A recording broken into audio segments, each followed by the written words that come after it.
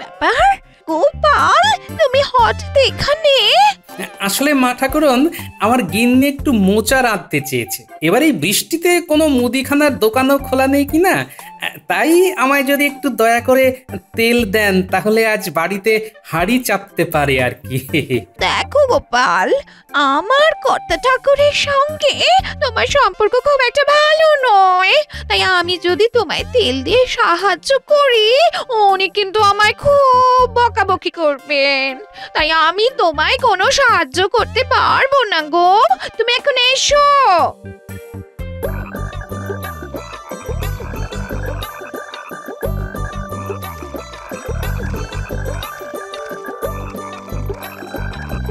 কি অবস্থা বলো তো রাজবৈদ্য, বর্ষাকালের এই এক জ্বালা, গোটা রাস্তা জলে জলময় হয়ে থাকে। হ্যাঁ, যা বলেছো গোপাল, রাস্তার যা অবস্থা, ভয় লাগছে তখন না আছাড় খেয়ে পড়ি। হ্যাঁ সেই, তাই আমি যেরকম পা টিপে টিপে হাঁটছি তুমি সেই রকম ভাবেই হাঁটো। ওরে বাবা রে, গেল পড়ে গেলাম রে। কি কাণ্ড করে বসলেন বলুন তো, এবার যে কি করি। আরে গোপাল, ও গোপাল, আমাকে তোলো, কোমরে জোর লেগেছে। চলুন চলুন চলুন, আপনাকে এখন আপনার ঘরে নিয়ে যাই। এই অবস্থায় আর রাজবাড়ি যেতে পারবেন না। ও, আর পারছি না গোপাল, আর পারছি না।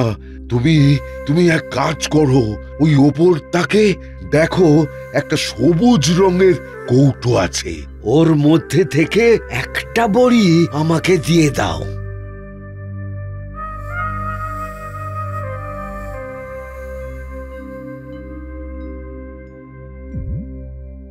আপনি আজ বাড়িতেই বিশ্রাম করুন রাজবৈদ্য, কটা দিন আপনার এখন রাজসভায় যাওয়ার দরকার নেই। হ্যাঁ গোপাল, মহারাজকে তুমি বরং বুঝিয়ে বলো এই পরিস্থিতির কথাটা।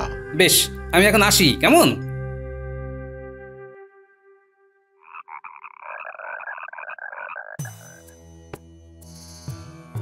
কি গোপাল, তোমার এত দেরি কেন?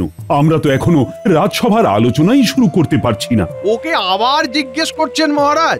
আপনি কি জানেন না যে ওর খাওয়ার ঘুম ছাড়া আর কোনো কাজ নেই? দাঁড়াও না মন্ত্রী, আমি যার কথা তার মুখ থেকেই শুনবো, আর তুমি সবকিছুতে কথা বলো কেন বলো তো? তার মধ্যে আবার রাজবৈদ্য এখনো এসে পৌঁছয়নি। কি যে করছো তোমরা? সেই উত্তরই দিতে যাচ্ছিলাম মহারাজ, কিন্তু সুযোগ পেলাম কই। কেন গোপাল, কি হয়েছে? আর বলবেন না মহারাজ, আমি আর রাজবৈদ্য একসাথে রাজসভায় আসছিলাম। আসার সময় রাস্তায় জমা জলে পা পিছলে রাজবৈদ্য পড়ে গেছে, ওনার ভীষণ কোমরে লেগেছে। আপনি তো জানেনই বর্ষাকালে গ্রামের রাস্তার কি অবস্থা হয়। বলো কি? রাজবৈদ্য এখন কেমন আছে? এখন ওনাকে বিশ্রাম করতে বলে এসেছি এবং ওনার দেওয়া বড়ি ওনাকে খাইয়ে শুইয়ে দিয়ে এসেছি। তবে উনি বলে দিয়েছেন সম্পূর্ণ সুস্থ না হলে এখন কয়েকদিন উনি রাজসভায় আসতে পারবেন না। হ্যাঁ হ্যাঁ গোপাল, তুমি রাজবৈদ্যকে বলে দিও কোনো অসুবিধে নেই, সম্পূর্ণ সুস্থ হলে তবেই যেন রাজসভায় আসে। এই হচ্ছে আসল সুযোগ। রাজবৈদ্যর অনুপস্থিতিকে কাজে লাগিয়েই আমাকে যা করার করতে হবে। না না না না না না, আর বেশি দেরি করা যাবে না, একদম না।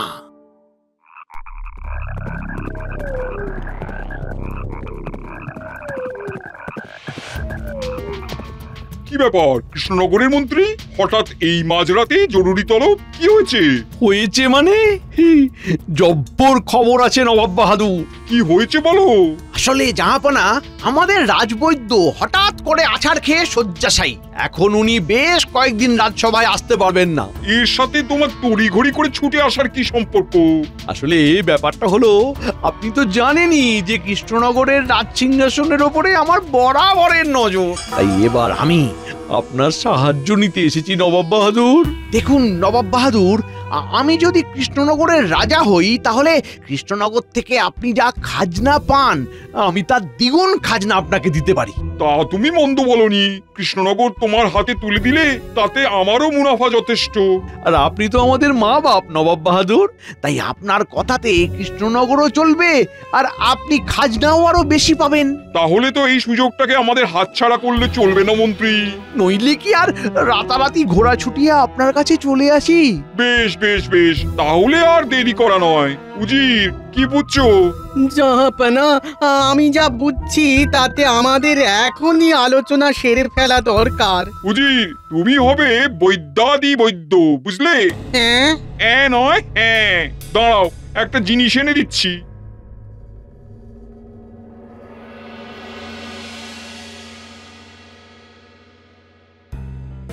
এই বইটা পড়তে শুরু করে দাও। ঘরোয়া টোটকা। আচ্ছা জাহাপানা, আচ্ছা, আমি এখনই পড়া শুরু করে দিচ্ছি। দেখো, এইবার এমন ভাবে কাজ করো যেন কোনোভাবেই বিফল হওয়ার আর জায়গা না থাকে। না জাহাপানা, একদম চিন্তা করবেন না, এইবার ভুল হবার কোনো জায়গাই নেই।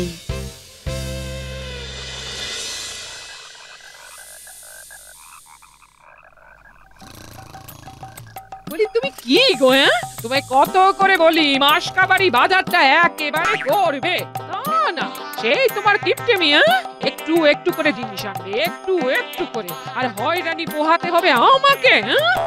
কেন বলো তো, কি হলো আবার? দেখতে পাচ্ছ না, এই যে আমি মোচা ছাড়িয়েছি সকাল থেকে, মোচার ঘন্ট বানাবো বলে।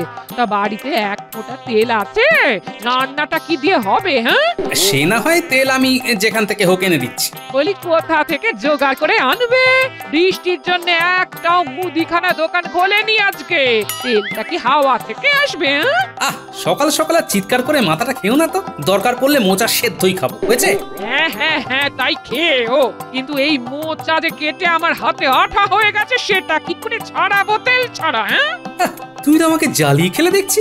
একটু সাবান দিয়েও তো হাত ধুতে পারো নাকি? দেখতে পেলে তো সাবান দিয়েও যাচ্ছে, এবার কি আমি এরকম আঠা হাতে বসে থাকবো? দাঁড়াও, দেখছি কি ব্যবস্থা করা যায়। আর তুমি একটু বসো, আমি আসছি।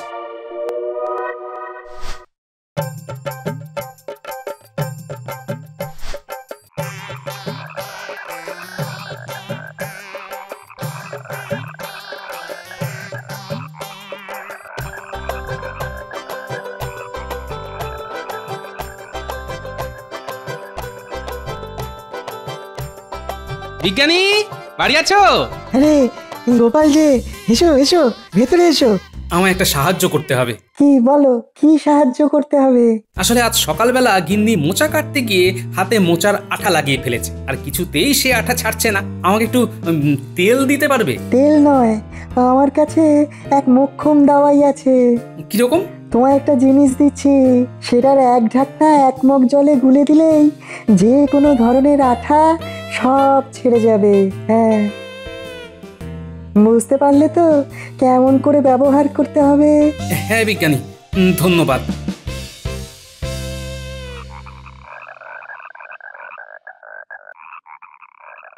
ওই গিনি, কোথায় গেলে? এদিকে এসো, তোমার জন্য মোক্ষম দাওয়াই নিয়ে এসেছি। ওই তেল নিয়ে এসেছো? আরে না গিন্নি, এ তেলেরও বাপ। এক কাজ করো, এক মগ জল নিয়ে এসো দেখি। মা, এই জল নিয়ে এসে কি হবে? আহা, সবকিছুতে এত প্রশ্ন করো কেন গিন্নি? যা বলছি নিয়ে এসো না।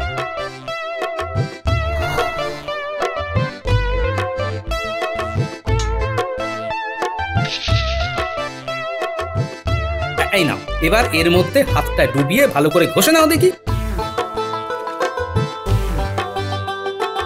ও মা, হ্যাঁ, এ তো পুরো জাদু গো।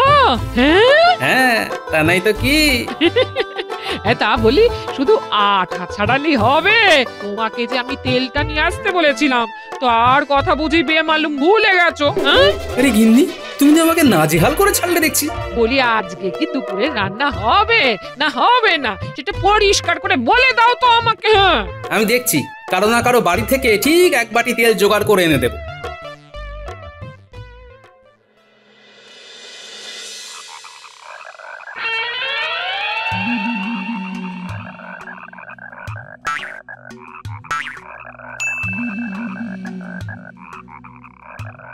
এই যে এদিকে শোনো, তুই তো মাঠে ঘাটে চাষ করিস, তোর নিশ্চয়ই খুব সর্দির ধাত। এই আবহাওয়ায় নিশ্চয়ই গলা খুসখুস করছে। হ্যাঁ মানে আপনি কি করে জানলেন? আমি সব জানি। এক কাজ কর, আমাকে একটা মোহর দে। মধু আর তুলসী পাতা প্রতিদিন সকালে একটা করে খাবি। যা যা যা যা, তোর রোগ সেরে যাবে সব। কিন্তু আপনি কে? আমি হলাম বৈদাদি বৈদ্য, সকলের কল্যাণে কাজ করে থাকি।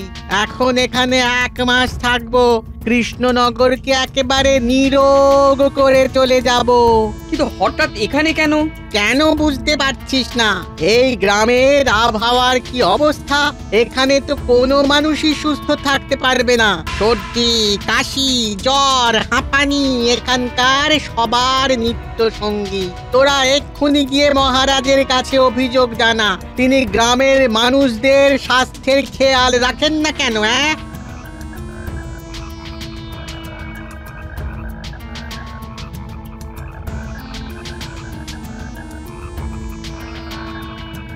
শুরু হয়ে গেছে। এরপরে আবার যে আসবে, প্রতিটা লোককে ধরে ধরে কানে বিষ ঢালতে হবে, তাহলেই বাজিমাত। কোথায় যাই কোথায় যাই?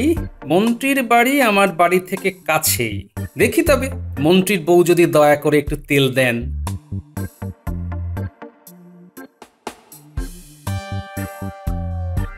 একটু মোলায়েম করে বলতে হবে।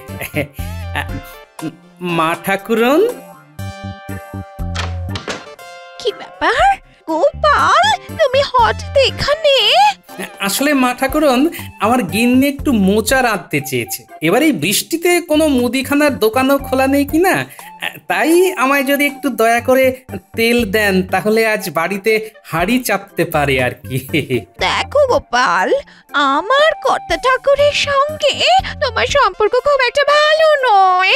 তাই আমি যদি তোমায় তেল দিয়ে সাহায্য করি, উনি কিন্তু আমায় খুব বকাবকি করবেন।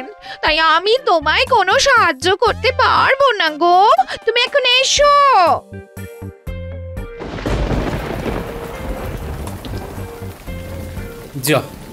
ধুর, মন্ত্রী গিন্নি যখন সাহায্য করলোই না, তখন যাই, রানীমার কাছেই যাই। ওনার তো দয়ার শরীর, উনি আমায় নিশ্চয়ই ফিরিয়ে দেবেন না।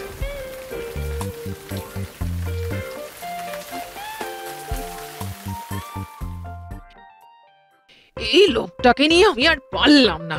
বেলা গড়িয়ে বিকেল হতে চললো, ওনার এখনো আসার নাম নেই। যাই, একটু এগিয়ে গিয়ে দেখে আসি উনি কত দূর এলেন।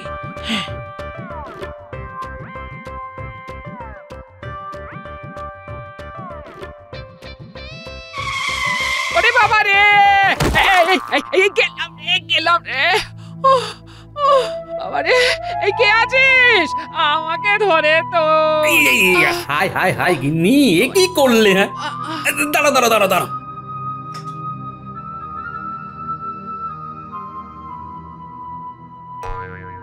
একটু সাবধানে থাকতে পারো না গিন্নি? আমি তো তেল নিয়েই আসছিলাম, এখন কি করি বলো তো? রাজবৈদ্য এরকম শয্যাশায়ী হয়ে পড়ে আছেন, তোমাকে কার কাছে নিয়ে যাই এখন? তাও একটু কষ্ট করে হেঁটে হেঁটে চলো দেখি। উনি মুখেও যদি কিছু বড়ি দিয়ে দেন তাহলেও যদি কিছু লাভ হয়। চলো চলো চলো।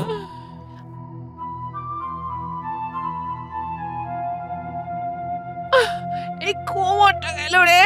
ওরে বাবা রে, বাবা রে বাবা। ও বাবা রে। এই হচ্ছে মোক্ষম সুযোগ। একে যদি বোকা বানাতে পারি, তাহলেই আমার কাজ অর্ধেক শেষ। এই সুযোগ ছাড়া যাবে না। চলো চলো, ধীরে ধীরে চলো। বৈদ্য যদি কিছু একটা উপায় বাতলে দেন তাহলে হিললে হয়ে যাবে। বৈদ্যর কাছে যেতে হবে কেন রে? চুন হলুদ লাগা, চুন হলুদ। ওর চেয়ে মোক্ষম দাবাই আর কিছুতেই হবে না রে। কিন্তু আপনি কি? ওরে ওরে, আমি বৈদাদি বৈদ্য। এই রাজ্যের মঙ্গলার্থে 1 মাসের জন্য এখানে এসেছি। হ্যাঁ, তাই লাগাচ্ছি। তোদের মহারাজ কি জানে না যে বর্ষাকালে রাস্তাঘাটের অবস্থা কি হয়? তার জন্য উনি কি ব্যবস্থা নিয়েছেন না? এক্ষুনি মহারাজের কাছে গিয়ে সেই অভিযোগ করে আয়। আর মুখ ফুটে কথা বলতে না পারলে মহারাজেরা কোনোদিনই রাজ্যবাসীর কথা ভাবে না রে। দে দে দে, দুটো মোহর দে দেখি। এই নে চুন হলুদ দে, এই নে।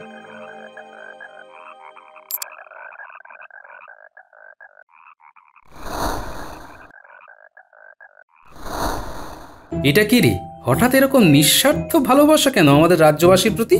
তারপর আমাদের দেবতা তুল্য মহারাজের বিরুদ্ধে আমাদের কান ভাঙানোর চেষ্টা করছে। ব্যাপারটা তো দেখতে হচ্ছে।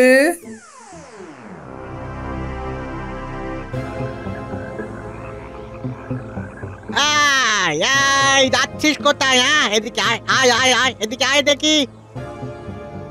ও মা, কি রে, তোর কি চোখের নেবা হয়েছে নাকি রে? তোর চোখ তো পুরো হলুদ। কিন্তু গুরুদেব, আমি তো সম্পূর্ণ সুস্থ। কে বললো তোকে? কে বললো যে তুই সুস্থ? তুই কি আমার চেয়েও বেশি জানিস? তোর শরীর একদম নেবায় ভরে গেছে রে। আমি যা যা বলছি মন দিয়ে শোন। আপনি বলুন আমায় কি করতে হবে? দে দে দে দে, আমায় দুটো মোহর দে দে। আর শোন শোন, এই বাতাবি লেবুটা নিয়ে প্রতিদিন সকালবেলা খাবি। আর তুই কি জানিস তোর এরকম রোগ হঠাৎ করে ধরা পড়লো কেন? কেন? তোদের ঘাটের পুকুরগুলো কি অবস্থা দেখেছিস? কি রকম নোংরা। সেই জল খেলে নেবা হবে না তো আর কি হবে? মহারাজকে গিয়ে আজই অভিযোগ কর যে রাজ্যের খেয়াল যদি রাখতেই না পারেন তাহলে আমরা এরকম মহারাজ চাই না। কিন্তু বাবা, পুকুর তো পরিষ্কার। তোরা প্রতিবাদ না করলে তোরাই অসুস্থ হয়ে মরবি। রাজার কিন্তু কিচ্ছু হবে না।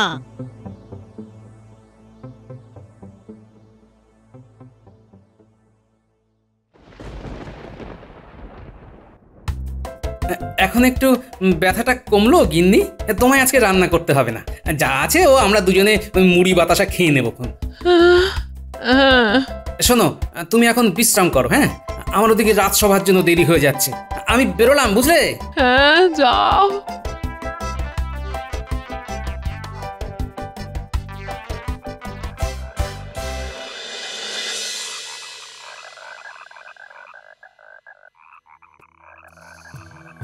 মহারাজ, এভাবে কিভাবে চলবে বলুন তো?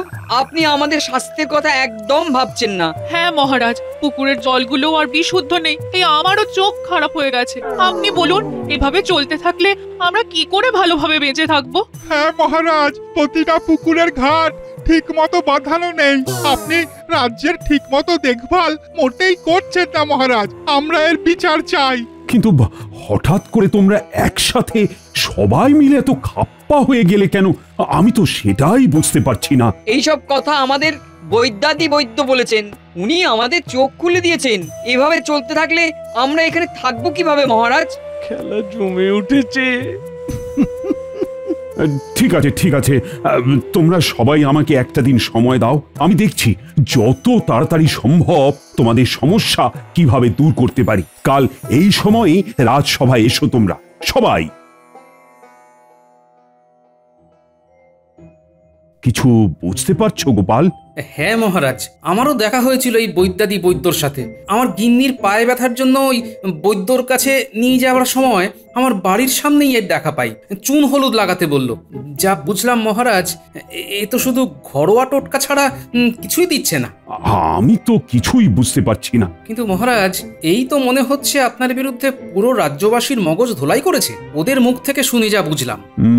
কিন্তু তারও তো একটা কারণ থাকবে। আচ্ছা, আমাকে একটু ভাবতে সময় দাও। কাল সকালে দেখছি কি ব্যবস্থা করা যায়। খেলা তো পুরো জমে উঠেছে। কি উজিত? তাজা বলেছো মন্ত্রী। শুধু কাল সকালে নবাব বাহাদুরের কাছে এসে খেলাটা সাঙ্গ করলেই পুরোটা মিটে যাবে। হ্যাঁ, তাজা বলেছো। এতক্ষণ নিশ্চয়ই খেলা জমে উঠেছে। কাল সকালে কৃষ্ণনগরে গিয়ে একবারে জবনিকা পতন করব আমি। তখন কৃষ্ণনগর আমার হাতের মুঠোয়।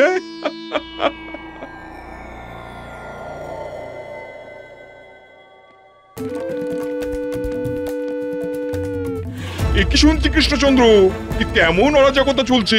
রাজ্যের মানুষ একসাথে তোমার বিরুদ্ধে অভিযোগ করতে এসেছে। কিন্তু আপনাকে সব কে বলল নবাব বাহাদুর? আমি সব খবর পেয়েছি। তুমি গোটা রাজ্যের স্বাস্থ্য পরিবেশ সম্পর্কে কোনোই খেয়াল রাখছো না। তোমার বিরুদ্ধে আমার কাছে অভিযোগ এসেছে, তাই তোমার রাজত্ব আমি আজ কেড়ে নিতে এসেছি। কিন্তু কে অভিযোগ করেছে? বৈদ্যাদি বৈদ্যর কাছে আমি তোমার বিরুদ্ধে অভিযোগ পেয়েছি। উনি হলেন একজন ভণ্ড লোক। কি ভণ্ডলোক?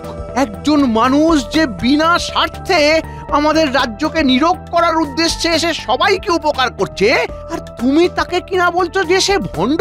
তুমি তো নিজেও বললে যে তোমার গিন্নির উনি চিকিৎসা করেছেন। উপকার নেওয়ার পরে এরকম বেইমানি করতে লজ্জা লাগে না গোপাল? আর আমি যদি প্রমাণ করে দিতে পারি উনি একজন ভণ্ড। বেশ, তুমি যদি প্রমাণ করে দিতে পারো তাহলে তোমার রাজ্যের 5 বছরের খাজনা মুকুব। ঠিক আছে, কিন্তু আগে ওই ভণ্ডকেই রাজসভায় ডাকা হোক।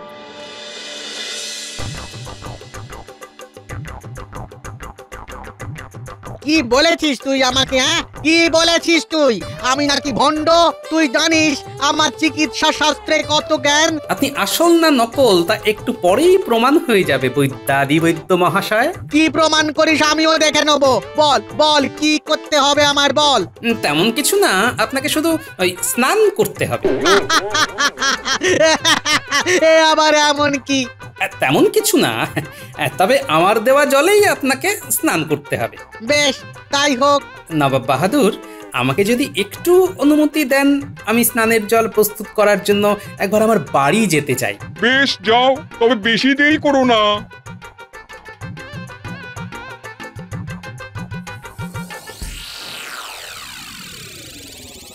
নিন বৈদ্য মশাই, এবারে আপনি এই জল আপনার গায়ে মাথায় ঢালুন, স্নান করুন।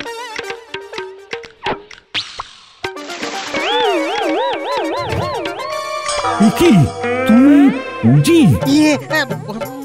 মানে মানে এই মাটি করেছে? নবাব বাহাদুর, এটা কি হলো?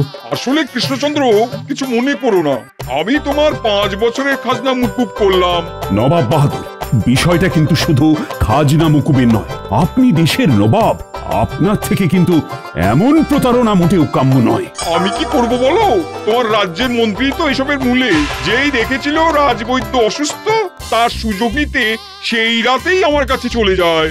আপনি তো জানেনই যে কৃষ্ণনগরের রাজসিংহাসনের ওপরে আমার বরাবরের নজর। দেখুন নবাব বাহাদুর, আমি যদি কৃষ্ণনগরের রাজা হই তাহলে কৃষ্ণনগর থেকে আপনি যা খাজনা পান, আমি তার দ্বিগুণ খাজনা আপনাকে দিতে পারি। আমি মানছি, আমারও তাতে মদত দেওয়া উচিত হয়নি, কিন্তু তোমার রাজ্যের মন্ত্রীর মধ্যেও কিন্তু লোভ আছে। মন্ত্রী, আজ তোমারই একদিন কি আমারই একদিন।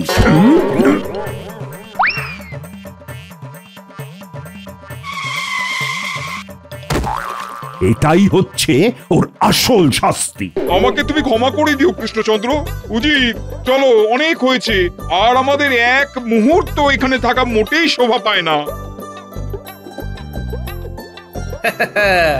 বিজ্ঞানীর আবিষ্কারের জবাব আছে বটে, মোচার আঠাও তুলছে, দাড়ির আঠাও খুলছে।